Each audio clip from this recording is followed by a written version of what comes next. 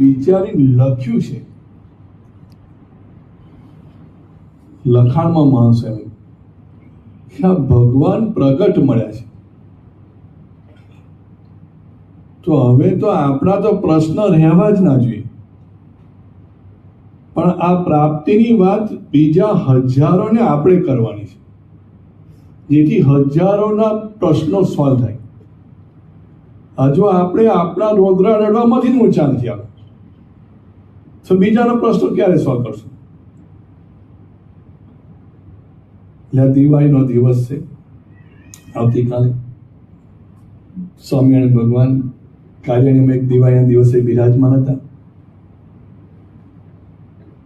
અને દિવાળીના દિવસે મુક્તાનંદ સ્વામીએ આપણા બધા વતી એક પ્રશ્ન પૂછ્યો છે કે મહારાજ, ભગવાન હરિભક્ત ઉપર સે પ્રકારે રાજી થાય. એક્ઝેક્ટ શબ્દ પ્રયોગ છે કે ભગવાન પોતાના ભક્ત ઉપર સે પ્રકારે રાજી થાય, શું કરે તો રાજી થાય દિવાળી દિવસ? તો મહારાજે વાત કરી કે ભગવાનનો જે ભક્ત છે એ કામ, ક્રોધ, લોભ, મોહ, મદ, મત્સર, આશા, ઈર્ષા, તૃષ્ણા આ બધાનો ત્યાગ કરે અને ભગવાનની ભક્તિ કરે, તો ભગવાન એની ઉપર અતિશય રાજી થાય છે. એટલે અત્યારે આપણે જે કરીએ છીએ રાજી નથી થતા એવું નહીં કહેવાનું, પણ આટલા વાનાનો ત્યાગ કરે ત્યારે ભગવાન એની પર અતિશય રાજી થાય છે. પછી મહારાજ એક વાક્ય ઉમેરે છે, આ બધા દોષોમાં મત્સર છે ને એ અતિશય ઝીણો દોષ છે. કોઈ કામી હોય તો અને વ્યભિચાર કરતો હોય તો આખી દુનિયાના નજરમાં આવી જાય, એ ઢાંક્યું રહે નહીં. જ્ઞાન વત્સલ સ્વામી વાત કરે છે, પૃથ્વી ગોળ છે, પૃથ્વીને કે કોર્નર નથી. ગમે એટલું કામ કર્યું હોય તેમાં ગોરખ ધંધા એક આજે નહીં તો કાલે બહાર આવે. પણ મત્સર છે ને અતિશય ઝીણો દોષ છે, એને પકડવો છે ને બહુ અઘરો છે. હજુ મચ્છર પકડાય, શું પકડાય? મચ્છર. પણ મત્સર પકડવો બહુ અઘરો છે. એ આપણને કઈ કરીએ એમાંથી ખેંચી જાય છે અને ભગવાનના કુરાજીતપા તરફ લઈ જાય છે, એ આપણને ખબર પડતી નથી. મહારાજ અહીંયા એક વાત નવી કરે છે ત્યાં આગળ કે આ મત્સર જેનામાં ન હોય એના માટે સંસ્કૃતમાં શબ્દ પ્રયોગ થયો છે, નિર્મત્સર શબ્દ, કે જેનામાં મત્સર નથી. તે માન માટે નિર્માની, કે જેનામાં માન નથી. તો મહારાજ કહે છે શ્રીમદ ભાગવતમાં વ્યાસજીએ આ શબ્દ પ્રયોગ કર્યો છે કે એકાંતિક ધર્મના ધારક એવા જે સંત, એકાંતિક ધર્મના પોષક એવા જે સંત, જે ભાગવત ધર્મના અધિકારી છે, એના માટે આ ગુણ એક લખ્યા મેં. સંતના 64 ગુણો લખ્યા છે એમને, પણ 64માં સૌથી શ્રેષ્ઠ જો કોઈ બાબત હોય તો વ્યાસજી એવું લખે છે કે નિર્મત્સર એવા જે સંત તે ભાગવત ધર્મના અધિકારી છે. એટલે એકાંતિક ધર્મનું પ્રવર્તન અને આપણે એકાંતિક ધર્મ જો સિદ્ધ કરવો હોય તો એમાં ભાગવત નિર્મત્સર સંત અનિવાર્ય છે.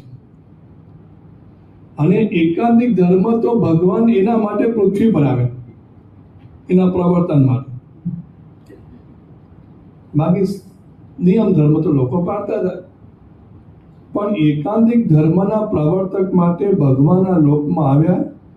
એટલે મહારાજ જાણતા હતા કે જો એકાંતિક ધર્મનું પ્રવર્તન પૃથ્વીના તળ સુધી રાખવું હોય તો one and only one option કે એવા નિર્મત્સર સંત પૃથ્વી પર હોવા જોઈએ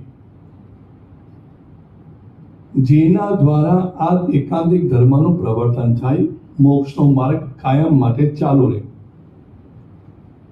નહીં તો પછી ગોરુ ગયા ગોકળ વાહે તે મોકળ. કોઈ નિર્મત્સર સંત આવી જાય પૃથ્વી પર અને જે પરંપરા ચાલુ ના રહે તો પછી પ્રશ્ન થઈ જાય, તે માર્ગ બંધ થઈ જાય. તો અહીંયા આગળ આપણને ગુણાતીત પરંપરામાં આપણને સ્પષ્ટ દેખાય છે કે નિર્મત્સર એવા સંતની પરંપરા આપણને આપી છે. પ્રસંગો બધા તમે જાણો છો, કોઈ નવો પ્રસંગ આજે હું કહેવાનો નથી, પણ પ્રસંગોનું આપણે પરંપરાની વાત કરવાના છે. ગુણાતીતાનંદ સ્વામીની વાત પહેલા કરીએ આપણે. ગુણાતીતાનંદ સ્વામી વિચરણ કરતા કરતા જૂના સાવર ગામમાં ગયા. જે જય ગુણાતીત જે 2006માં જુનાગઢમાં પ્રતિષ્ઠા વખત આપણે નૃત્ય નાટિકા કરી તેમાં પ્રસંગ આપણે લીધેલો છે. અને એ ગામમાં ઓગા ખોમાન નામનો એક ગામ ધણી રહેતો હતો અને એ સ્વામિનારાયણ ભગવાનનો અને સ્વામિનારાયણ સંપ્રદાયનો દ્વેષી હતો. અને પછી એની સાથેના સાગરીતો જે હોય તો પછી રાજા જેમ બાજુ વગાડે. અને જ્યારે સંતો એ ગામમાં ગયા ત્યારે વગર વાંકે નિર્દય થઈને આ સંતોને મૂઢ માર અને ખૂબ માર માર્યો. લોહી લુહાણ પણ ઘણા સંતો થઈ ગયા એવું આપણા સાંપ્રદાયિક ઇતિહાસ બતાવે છે. ગામની બહાર તગેડી મૂક્યા. ગામમાં એક જગ્યાએ ભેગા થઈને પછી બધી વાતચીત થઈ. ત્યારે જે સત્સંગના પ્રેમી ગામના કોઈ હરિભક્તો હશે ત્યાં પછી ભેગા થઈને ત્યાં સારવાર કરતા હતા સંતોની. પ્રાઇમરી ટ્રીટમેન્ટ કહીએ આપણે. તે વાતમાં એક ગામના જ હરિભક્ત એવું બોલ્યા કે સ્વામી આ ગામનો દ્વેષી માણસ છે અને ભગવાન એટલે જ એના ઘરે સંતાન છે નહીં, એટલે શેર માટીની ખોટ રાખી છે. આવાને ઘેર સંતાન ક્યાંથી થાય? આ વાત જ્યારે સ્વામીએ સાંભળી, સ્વામી બધા જ દુઃખી તો હતા જ, કારણ કે નિર્દોષ સંતોને મારેલા અને બધાને વાગ્યું પણ હતું, એટલે કષ્ટ પણ હતું, પીડા પણ હતી.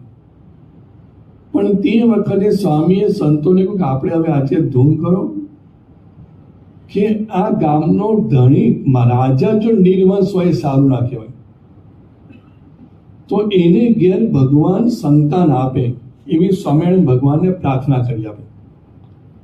અને સંતાન આપે તો એના જેવો આપે એવું નહીં. એ સંતાન સારો છોકરો હોય, ગુણિયલ હોય, સંસ્કારી હોય અને ભવિષ્યમાં એને ઘેર સ્વામિનારાયણ સંપ્રદાયના સંતોની જોડી ટીંગાય એવી ધૂન કરો. આ નિર્મત્સરપણું છે. શું કહેવાય એને? નિર્મત્સરપણું. તાજી વાત છે. તાત્કાલિક તમને જરા આવું કોઈ થયું ત્યારે વિચાર આવો ના આવે કે એનું સારું થાય.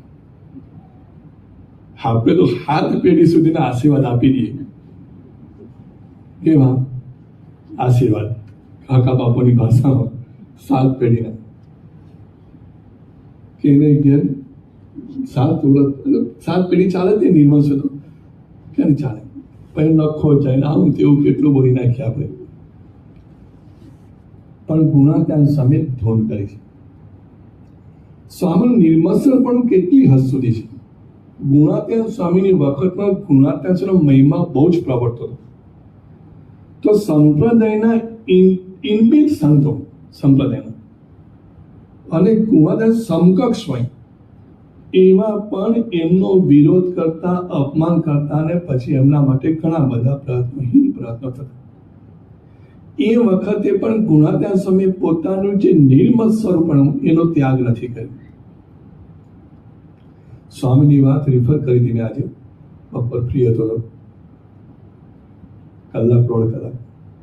એમાં લગભગ 14 નંદ સંતોના એમના સમકક્ષ એના ગુણ ગાયા છે. 9 હરિભક્તોના મહારાજના વખતના હરિભક્તોના ગુણ ગાયા છે. એવું લખાણમાં છે. ગાયા તો બધા બહુ હોય. અને 3 એમના પોતાના શિષ્યો હતા એના વખાણ કર્યા છે, એટલે ગુણ ગાયા છે. પણ એક વખત વર્તામાં એક પ્રસંગ બન્યો અને ગુણાત્યાસોનું જાહેરમાં અપમાન થયું 10,000 હરિભક્તોની હાજરીમાં. અને આખો અપમાનનો તખ્તો ગોઠવનાર ગ્રાન્ડ ઓર્ગેનાઇઝર હરિસ્વરૂપદાસ એક સંત હતા, જે સુખ મુનિ સ્વામીના શિષ્ય કહેવાય. એમના કહેવાનું સ્વામીને ખબર હતી કે બધું અને અંતર્યામી છે તો બધું જાણે. એમને ખબર હતી. અપમાન તો બહુ જાજુ થયું નહીં, પ્રયત્ન કર્યો, પણ ગુણાત્યાસો સ્થિત પ્રજ્ઞા કા ભાષા, સ્થિત પ્રજ્ઞા પુરુષ હતા એટલે તો સ્થિર હતા. અપમાનની ચડીઓમાં એ સ્થિર રહી શકે. પછી કોઈ આચાર્ય મહારાજને બોલાવી લાયા, એવું સંપ્રદાયિક ઇતિહાસ છે. અને આચાર્ય મહારાજ આવ્યા એટલે પછી સભા વિસર્જન કરી આરતીનો ડંકો કરાવ્યો. ઓડ ટાઈમે આરતી કરાવી, જેમ હમણાં ધૂન કરાવી વચ્ચે અમૃત સ્વામી ઓડ ટાઈમે આરતી કરાવી એટલે ડંકો વાગે એટલે બધા આરતીમાં ગયા. તો રસ્તામાં ઘણા બધા હરિભક્તોએ સ્વામીને હાર પહેરાય ગુણદાસો. એમાં એક માળી હતો, એ માળીએ બહુ સરસ હાર સ્વામીને પહેરાયો ગુણદાસો. અને હાર અત્યારે આપણે જે સિસ્ટમ છે એવું ત્યારે નહીં હોય, હાર કઈ રાખતા જૂના ફોટામાં પણ આપણે જોયું છે. તે હાર પહેરીને સ્વામી ગયા આરતીમાં. તે રસ્તામાં હરિસ્વરૂપદાસ ઊભો હતો. તે સ્વામી હાર પોતાના ગળામાંથી ખાણીને પહેરાવ્યો. કેટલું બધું નિર્મત્સર પણ હદ કહેવાય. સ્વામી હાર પહેરાવ્યો, હાર પહેરાવ્યો. ગુણીજન ગુણ કો ન ત્યજે. ગુણી છે ને ગુણવાન, એ પોતાના ગુણનો ત્યાગ નથી કરતા. અને અવગુણ ન ત્યજે ગુલામ, અવગુણ ન ત્યજે ગુલામ. તો આ સ્વામીનું આઉટરાઇટ એમના જીવનમાં દેખાય છે કે નિર્મત્સરપણું અને ભાગવત ધર્મના અધિકારી કહેવાય. પણ અહીંયા સંત શબ્દ પ્રયોગ થયો છે ભાગવતમાંનો. પણ સંત એટલે તમારે ભગવાધારી સમજવાના નહીં. જેનું હૃદય સંત હૃદય છે. તો ભગતજી મહારાજ પણ એ વખતમાં સંત હૃદય સમ્રાટ હતા. ભલે એમનું અપમાન થયું છે, ભલે અપમાન થયું છે, પણ એમની નિર્મત્સરતા તો એક જ પ્રસંગમાં ઇનફ છે. ભગતજી મહારાજે વગર વાંકે ગુણાત્યાસને કહેવા છતાં પણ વડતાલના અમુક પેનલ હોય ને, સંયોજન સમિતિ વડતાલની તે વખત હશે, એમને ભગતજી માને ધરાર વિમુખ કર્યા. એટલે ભગતજી માને વડતાલ છોડવું પડે, ભગતજી માને જુનાગઢ છોડવું પડે, ભગતજી માને મહુવા મંદિરમાં પણ ના જઈ શકે. બીએપીએસ તાબાના કોઈ મંદિરમાં વિમુખ તાબી ન જઈ શકે. પણ આનો પાકો બંદોબસ્ત કી પર્સન હતા પવિત્રાનંદ સ્વામી. કોણ હતું કી પર્સન? પવિત્રાનંદ સ્વામી. અને પવિત્રાનંદ સ્વામી આચાર્ય મહારાજ અને બીજા પરમહંસો હતા. અને સોરઠના વિચારવા પંથ તિથિમાં નીકળ્યા હતા પીતે, અને મહુવા પણ ગયા હતા. પણ મહુવામાં કંઈક કોમ્યુનિકેશન ગેપ વોટ એવર જે કહીએ, ગેરસમજણને કારણે કોઈ વ્યવસ્થા થઈ શકી નહોતી. આચાર્ય મહારાજ સહિત કોઈના માટે જમવા માટે વ્યવસ્થા નથી. એ વખતે મેગા મોલ તો હતા નહીં. મેગા મોલ કે મોલમાંથી તમે રેડીમેડ લઈ આવો, બંધ થઈ જાય. આટલા મોટો સમૂહ, બીજાનું બરાબર. સંતો અને હરિભક્તો મળે તો વિશિષ્ટ વ્યવસ્થા, ચોખ્ખું સીધું બધું રાખવું પડે. એટલે બધા હાલવાના. એટલે ભંડારી સંતે વાત કરી પવિત્રાનંદ સ્વામી બધાને કે આનું રસોઈની તકલીફ પડી છે, કઈ સીધું દેખાતું નથી. એટલે મવાના ભગતજી માને ખબર પડી, વાયરલ થયો છે મેસેજ. ભગતજી માને જઈ તો ન શકે કારણ કે વિમુખ થયા હતા. એટલે ભગતજી માને કહ્યું, ભાઈ તમે જઈ કહો, સીધું આપણી પાસે ચોખ્ખું છે, સાફ થયેલું, અને નવું છે ઇન્ટેક્ટ. જો મારું સીધું ચાલતું હોય તો વિમુખ છું, તો આપણે સીધું આપવા તૈયાર છે. અને ઓલાએ જઈને પવિત્રાનંદ સ્વામીને જ કહ્યું પાછું કે પ્રાગજી એવું કે છે સીધું તો છે, પણ હવે તમે સીધું વિમુખ કહેવાય.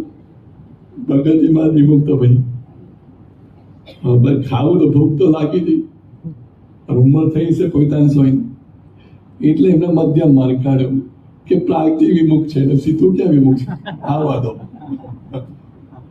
પણ સ્વામી ભગતજી માને પછી કટાક્ષ પણ નથી કર્યો. અત્યારે આપણે બોલ્યા ને આપણે મજાકમાં કહીએ છીએ, પણ ભગતજી માને બહુ જ નિર્મત્સરતા બતાવી છે ત્યારે કે આપણે શું કરીશું, લાગ આવે ને ત્યારે આપણે નિર્મત્સર પણ એવું માન ને નિર્મત્સર એટલો ભેદ છે ને, આપણે લાગ આવે ત્યારે આપણે દંડો મારીએ, આવો તો લાગ આવે તો બરે હેરાન થાય.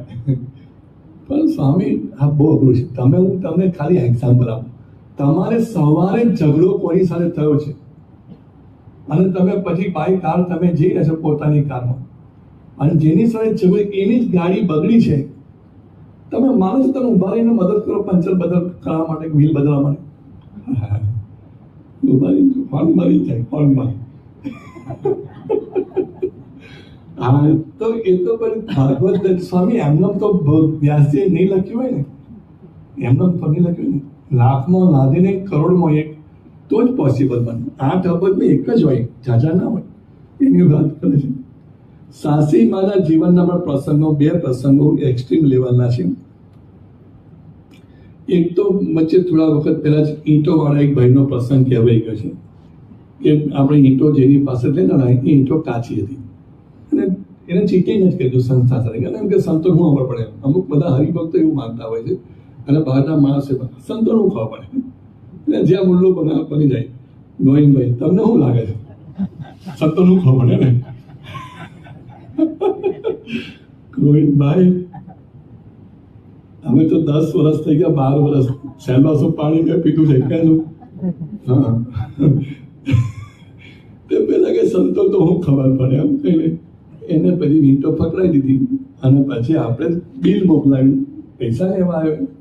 સાસી મને ખબર છે, એને કહ્યું બેટું ઈંટો ખરાબ છે, ને કાં તો ઈંટો પાછી લે, કાં બિલમાં ઓછા, બેમાંથી એક. એ પછી રચકમ પેલો માન્યો નહીં, ગમે તેમ બોલ્યો, સંતો દાવા છે તેમાં છે જે બોલ્યો છે. 2 ફામ સાસી મને સ્વામી કે કઈ વાત આપી દો, એનું નસીબ રેખાશે. સ્વામીએ પૂરેપૂરા પૈસા દીધા. પણ ત્યાં વાત અટકતી નથી. મજાની વાત એવી છે કે આવું તો બધા જો કર્યું હોય તો બધા તો BAPS સંસ્થાના નથી હોતા. બધા કે સાસીમાં જેવા સાધુ ત્રણ લોકો કશે માથા ભારે, એને પછી ફરિયાદ ન થાય. કાંઈટ વાળો છે, આમ છે તેમ છે, ના ચીટિંગ કરે, એટલે પછી એની પર કેસ ચાલ્યો, એ જેલમાં જાય હતો. તો એ સાચો છે ને, એની ઈંટો સારી છે એવું કોણ કહી શકે? કે ઈંટો તો ખરાબ હતી, આખો ભટ્ટો એક જ વાર ખરાબ થયો એટલે પૂરું થઈ ગયું. પણ કોઈ એના સાક્ષીમાં એની ફેવરમાં કોઈ ઉભું રહેવું હતું નહીં, એટલે તરત વિચાર શાસ્ત્રીમાં આપણે વાત કરી અને એ આપણને મદદ કરશે. તો શાસ્ત્રીમાં જોડે વાત આવી કે જાતે તે હિંમત કરી નહીં હોય, કોકના દ્વારા કેવડાવ્યું છે, હરિભક્તો દ્વારા, સત્સંગી દ્વારા, કાર્યકર દ્વારા. અને શાસ્ત્રીમાંને ખબર પડી તો શાસ્ત્રીમાં કે આપણે જાઓ અને સાક્ષી આપો અને કહો કે ઈંટો એની બહુ સારી હતી, એને છોડાવો. બિચારો ગરીબ માણસ છે, નાનો માણસ છે, ના કામનો મરી જશે. આને નિર્મત્સરપણું કહેવાય. શું કહેવાય? નિર્મત્સરપણું. અને નિર્મત્સરપણું બહુ અઘરું છે. તમે તમારી જોડે કોઈ આવો કોઈ પ્રસંગ બન્યો હોય, તમને કોઈ ચીટિંગ કર્યું હોય અને પછી એ સભ્યમાં ફોર્મ ભરે તમારા વોર્ડમાં જ, તમે વોટ આપો, તમે શું લાગે ગોવિંદભાઈ? નોટામાં જઈને મારે નોટામાં એને નો આપે. તમે આ નિર્મત્સર પણ સીધી વાત નથી, સહેલી વાત નથી. બહુ ઝીણો મત્સર છે, ખબર નહીં પડે. હું તમને આગળ પછી બધું કહી શકું તો શરૂઆત છે. બીજો એક પ્રસંગ એમનો બન્યો કે વડતાલના પાર્ષદોએ વડતાલના જ સંતો કમિટી દ્વારા પ્રેરણા થઈને ત્યાંના પાર્ષદો એટલે પાડાઓ, આજીવન કાર્યકર કહી શકે આજની ભાષામાં, એ લોકોએ સાસરીમાંના વિચરણ કરતા સંતોને માર્યા હતા. એકવાર વડોદરામાં નજીક સાધી ગામ છે ત્યાં માર્યા હતા, અને બીજી વખત ઈસ્ટામાં 2 વખત માર્યા હતા. પણ લગભગ સાધી વખતનો પ્રસંગ છે. સાધી ગામમાં જબરજસ્ત માર્યા હતા. અને પછી ત્યારે એની ખરી ભક્ત નિષ્ઠાવાળા હતા મણિભાઈ કરીને, અને પોલીસ પટેલ જેવા હતા. એમને પછી કેસ બનાવ્યો, FIR ફડાવી, અન્ય કોઈ ધ્યાનમાં રાખવાનું. અને એમાં નામમાં જે પ્રેરણાદાયક સંતોનું નામ પણ ઘૂસી ગયેલા. એટલે હવે આ વાતની સાચી મને ખબર પડી. હવે શાસ્ત્રીમાં BAPS ના સંતોને જ માર્યા છે અને ગુનો કર્યો છે ને એ લોકો કાયદો હાથમાં લીધો છે. તો આવા સંજોગોમાં શું કરવું જોઈએ? સજા થવી જોઈએ એવું બધા માનતા. અને કોઈ રીતે પોલીસ પટેલ પણ મણિભાઈ પણ માને એમ નહોતા, એને તો સજા કરાવતા. આ વાતની વળતાણમાં ખબર પડી ત્યારે તે વખતના આચાર્ય મહારાજે કહ્યું કે ભાઈ તમે શાસ્ત્રી મને ડાયરેક્ટ જઈને વાત કરો, કારણ કે એમને હું ઓળખું છું, એ ગમે તે કંઈ બચાવશે, તમે બીજા બધા પ્રયત્નો વ્યર્થ છોડો. પછી રિપ્રેઝેન્ટેટિવ જે હશે એમના વળતાણના અને આવે ને શાસ્ત્રીમાં પડ્યા વાત કરી. શાસ્ત્રીમાં જે પટેલને બોલાયા મણિભાઈને અને વાત કરી કે ભાઈ આને છોડાવો. કે ના સ્વામી, કોઈ સંજોગમ નહીં મને, કારણ કે આપણા સંતોન મારે છે. એટલે મણિભાઈની વાત ખોટી નથી, એ પક્ષની વાત છે, એની ભક્તિ છે. પણ શાસ્ત્રીમાં કે જો તું છોડાઈ નહીં લાવને ત્યાં લગન હું જમવાનું નથી. હા, શાસ્ત્રીમાં એક બાજુ ગુરુ ભક્તિ છે, એક બાજુ ભક્તિ પણ છે, એક બાજુ ગુરુ ભક્તિ છે, પક્ષની વાત પણ છે. શાસ્ત્રીમાં જ્યારે આવું કે ત્યારે પછી એમને નમવું પડ્યું અને પછી છોડાઈ લાયા. તો આ શાસ્ત્રીમાં તો નિર્મત્સરપણું છે કે આવા સંજોગોમાં આપણે સામાન્ય માણસ આવું નહીં કરી શકે, નહીં જ કરી શકે, ક્યારેય નહીં કરી શકે. યોગીજી મહારાજના પણ પ્રસંગો છે. 1960નો પ્રસંગ છે. સ્વામી મોંબાસામાં હતા. યોગીજી મહારાજ પણ જુનાગઢથી જ નીકળ્યા હતા અને વડતાલ આવ્યા હતા. વડતાલ કે બોચાસન BAPS સંસ્થામાં. અને એ જ વખતે એમના જ સમકક્ષ કહી શકાય, એમના જ ગુરુના ગુરુભાઈ જુનાગઢથી એ પણ નીકળ્યા. અને એ પણ મોક્ષ માટે નહીં નીકળ્યા, પણ એમના અહંકાર ગવાયો હતો ત્યાં આગળ એટલે નીકળ્યા. પછી એમને સૌરાષ્ટ્રમાં જુનાગઢ નજીક 70-80 કિલોમીટર કે 100 નજીકમાં એક ગુરુકુળ સ્થાપના કરી હતી.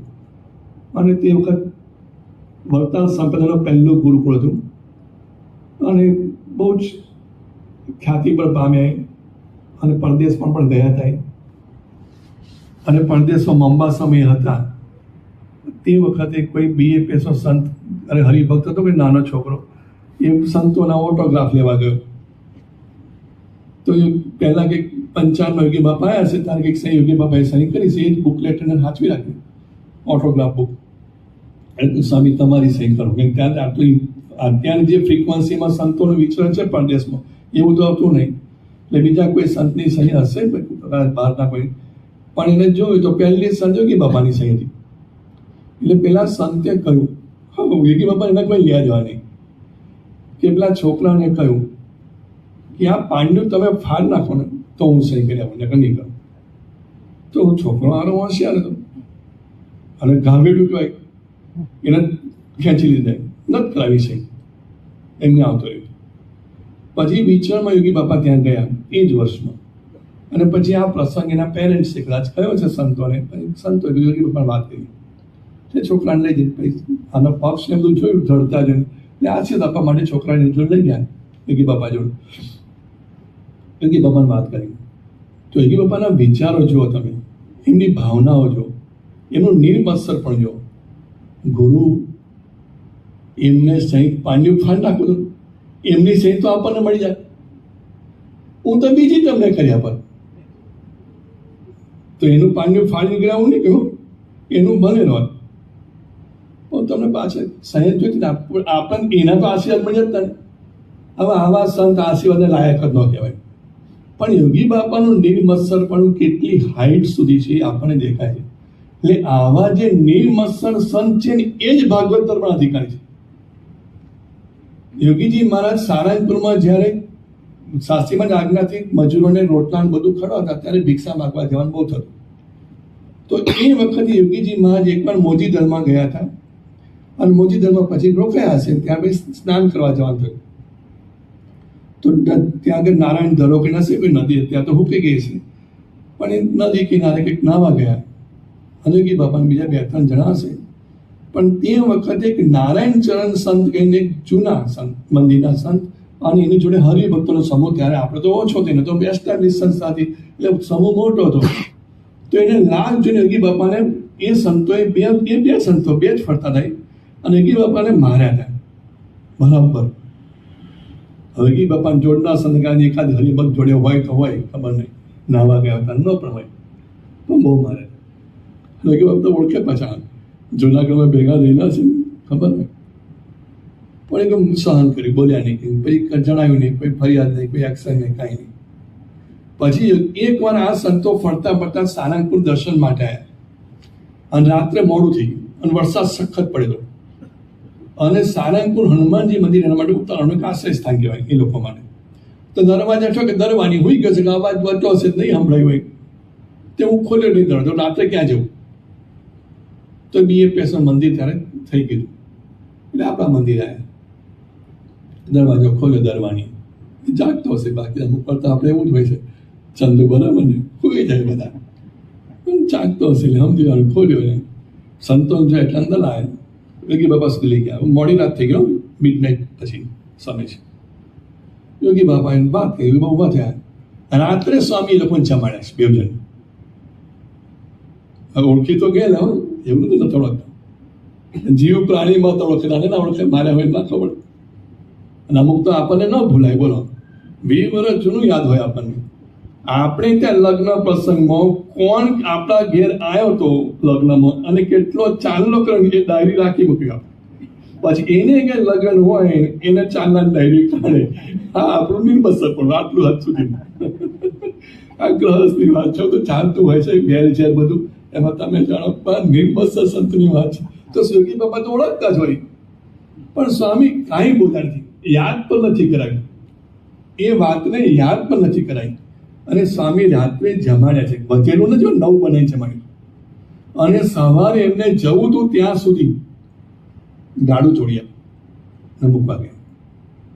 પેલા સવારે જતા જતા એક તો ગિલ્ટી તો ફીલ થાય છે, ગમે તે હોય ને સ્વામી ગિલ્ટી ફીલ થાય, એટલે થોડાક વધારે સાત્વિક હશે એટલે કદાચ એને પછી માફી માગી. યોગી બાબા કે ભાઈ સંભાળવું જ નહીં, એને દાટી જ તો એ વાત નહીં, કઈ વાત નહીં, મોટી દડવાળી વાત, એ સંભાળવું નહીં, ભૂલી જ જાઓ, તમે રાજી રહેજો, બસ લો રાજી રહેજો. આવા સંત તમને પૃથ્વી પર ક્યાંથી મળશે? તો એકાંતિક ધર્મનું પ્રવર્તન આજ કરી શકે. સામાન્ય સંત બધા મારા જેવા ઘણા બધા હોય, આ સમજી રાખવાનું. પ્રમુખ સાહેબનો પ્રસંગ, 2 પ્રસંગ છે ક્લાઇમેટ. એક તો ગાંધીનગરમાં અક્ષરધામ હુમલો, જે આતંકવાદીઓ માર્યા હતા, સ્વામી સામેથી ઊભું કર્યું છે, એ સ્થાને જઈને પ્રસાદીનું જળ છાંટ્યું છે અને એ બંને આતંકવાદીની સદગતિ થાય એવા માટે પ્રાર્થના કરી છે. આવું તો સ્વામી ક્યાંથી તમે બોલો, આવો સંત ક્યાંથી લાવશો બોલો, કે જેને આટલું બધું નુકસાન કર્યું છે.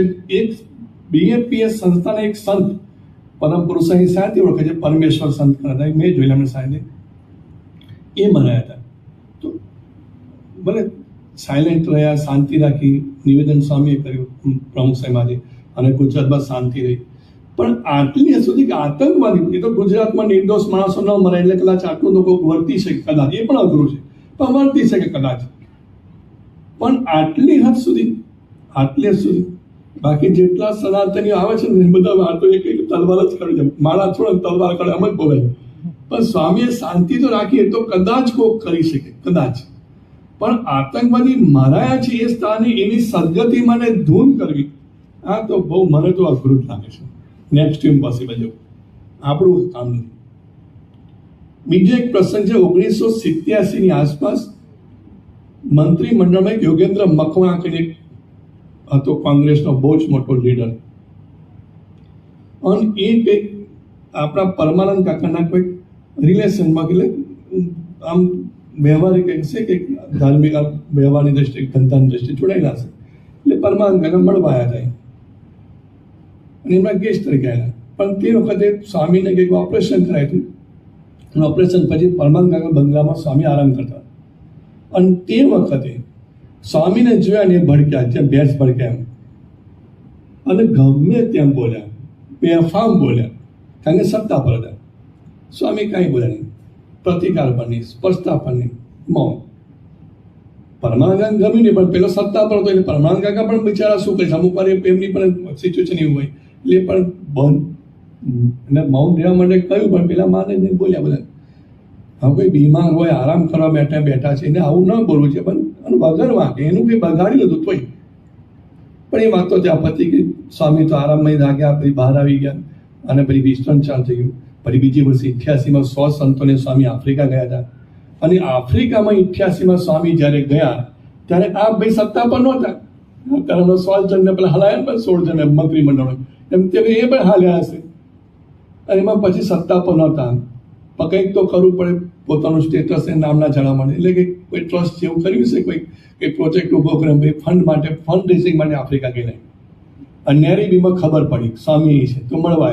હવે એ પણ બહુ મહાન તકે માણસ કે આટલું કરે, બે બધા ભોજવાયો લાભ. પણ એટલો તો વિશ્વાસ હશે ને, એટલું તો સમજી રાખીએ આપણે. તો પ્રમુખ સાહેબ આગળ આવીને જ મળ્યો અને સ્વામીને વાત કરી, સ્વામી આના માટે અમે આવ્યા છે પ્રોજેક્ટ માટે. તો સ્વામીને કંઈ વાંધો, તમે રોકાવ, બધી વ્યવસ્થા કરી છે. સ્વામીએ સભામાં મહેન્દ્રભાઈ બેરિસ્ટર જો એનું સન્માન કરાવ્યું. મહેન્દ્રભાઈ બેરિસ્ટરને કહ્યું કે તમે એને માટે જાહેરાત કરો અને આપણે સભામાં ફંડ રાઇઝિંગ કરાવો, બહારે પણ તમે પ્રેરણા આપજો અને જે કામ માટે છે એ કામ પૂરું કર્યું. તો આ સ્વામી 1 વર્ષ પહેલા તાજું હતું, યાદ રહી જ છે આપણને તો. અને હજી તો આપણે મદદ તો ન કરીએ, ખાલી ખાઈ પાડીએ શિષ્ટા જગ્યામાં, કરીએ તો નહીં. તો વાત કરશું આમાં હરિભક્તને તાળા પાણી જવા દઈએ ને, પણ સ્વામી આ નથી કર્યું. તો આ બધી વસ્તુ આપણા જીવનમાં દેખાય છે કે સ્વામી આટલી હદ સુધી નિર્મત્સર પણ રાખ્યું છે. મહંત સ્વામી મહારાજ તો એ જ પરંપરામાં છે. એમના પ્રસંગો પણ ઘણા બધા છે. અમુક પ્રસંગો તો સભામાં કહેવાય એવા જ નથી કે આજે પણ એમનું 40 વર્ષ અપમાન જે કરતા હતા એનું સ્વામી અત્યારે સન્માન કરે છે. એવાને સ્વામી સામેથી રાજીપો બતાવે છે, એવાને સ્વામી સામેથી પ્રસાદી આપે છે. એવાને એ તૃપ્ત થઈ જાય. પેલી તો વાત જ નથી. એમાંના કોઈ એક ભાઈ વચ્ચે લગભગ 2 મહિના જેવું થયું કે 3 મહિના જેવું, 2 મહિના પણ એટલે 5-6 મહિના થઈ ગયા. એ ભાઈ આવ્યા અને સ્વામી આગળ પછી વાત કરી. એટલે પોતાની ભૂલનો એકરાર કહો, પશ્ચાતાપ કહો, જે હોય એને સ્વામી આગળ રડતાને વાત કરી. સ્વામી અમે તો આવું કર્યું, ત્યાં કર્યું, તમને બધી ખબર છે, પણ તોય તમે આટલો તમને પ્રેમ આપો છો. સ્વામી કે ભૂલી જ જાઓ, તમે કાંઈ કર્યું નથી, તમે સંભાળતા જ નહીં, અમના મનમાં કાંઈ નથી અને તમે મનમાં રાખતા નહીં. સ્વામી તમે એને સમાઉન દેવું જુદી વાત છે.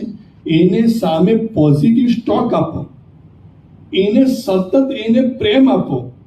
આ સત્પુરુષ સિવાય, નિર્મત્સર સંત સિવાય શક્ય નથી.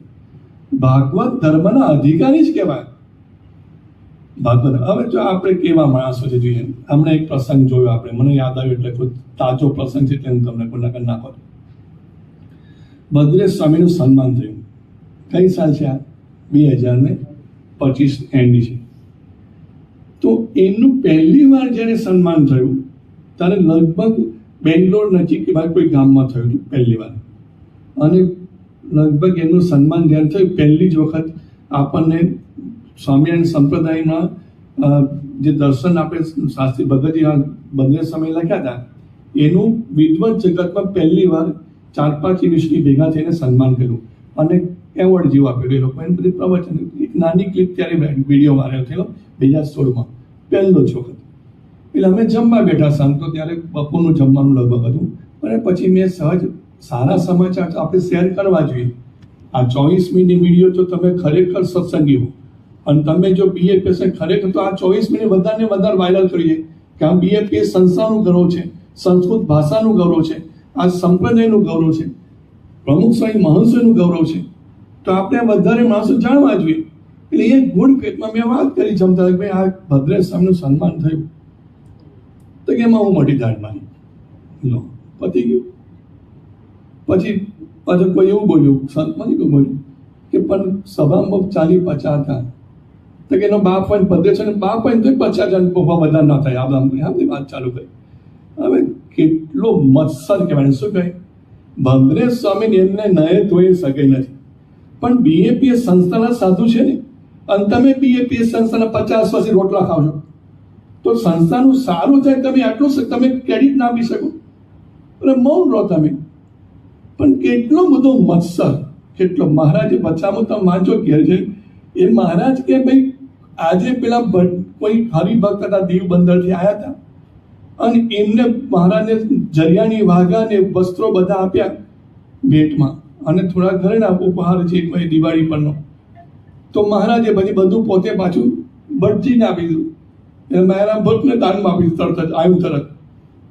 તો મહારાજે એ લોકોના માનસ તો મહારાજે કર્યા હોય ઓબ્ઝર્વ, કારણ કે મહારાજ તો અંતરાય છે એટલે એના સંદર્ભમાં વાત કરી છે મહારાજે આગળ કે કોઈ ભેટ લાવે અને કોઈને ભેટ આપે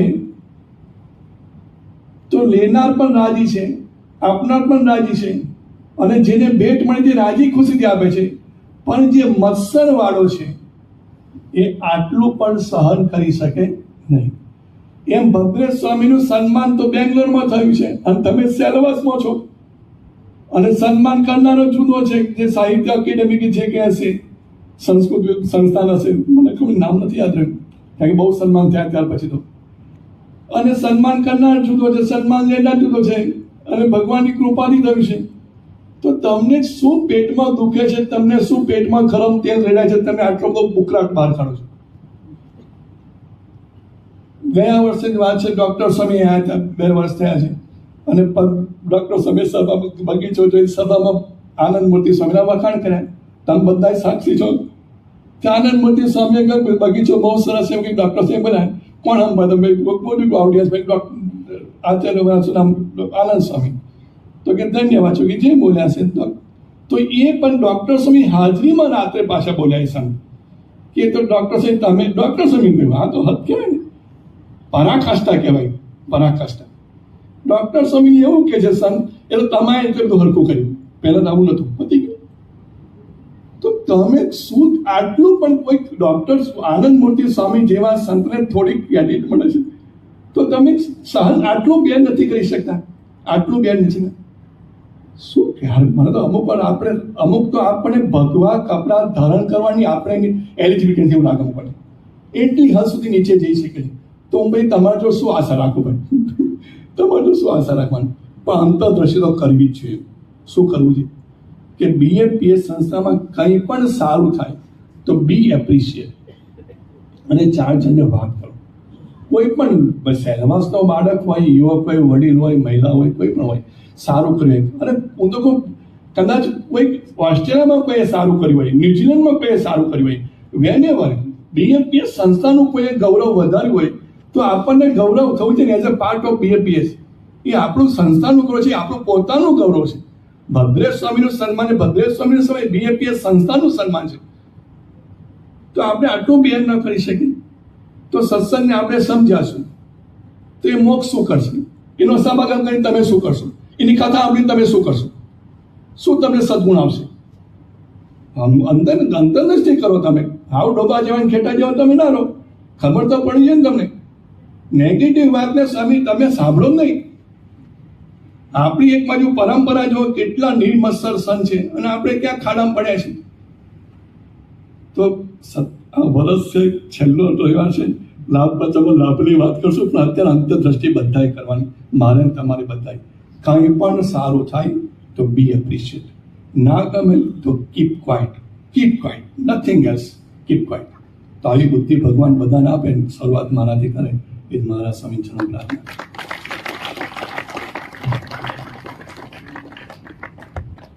શ્રી સ્વામિનારાયણ ભગવાનની જે ગુણાતીત ગુરુ પરંપરાના નિર્મત્સરપણાના વિવિધ પ્રસંગો દ્વારા આપણને કથા વાર્તાનો લાભ આપ્યો એ બદલ પૂજ્ય દિવ્યદાસ સ્વામીના ખૂબ આભાર માનીએ. પરમ પૂજ્ય મોહન સ્વામી મહારાજનું